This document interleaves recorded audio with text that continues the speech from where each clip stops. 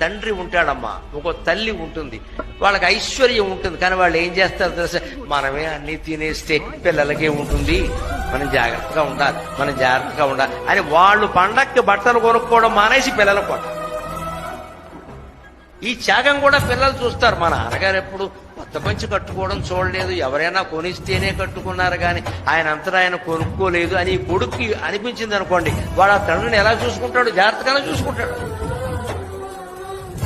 ఆకాంక్షిత బుద్ధి అంటే ఇది ఉంది, ఐశ్వర్యం ఉంది, కానీ పిల్లల కోసం అట్టి పెట్టదలుచుకున్నాం మనం, అందుకని కొన్ని ఖర్చులు తగ్గించుకుంటాం. మనం సినిమాకి వెళ్ళడం మానేసి వాళ్ళని పంపిస్తాం.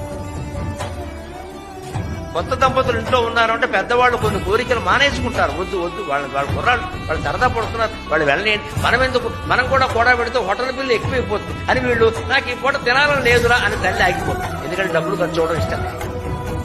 ఎన్ని కోట్లు ఇచ్చి ఆ తల్లి రుణం తీరుస్తారమ్మా?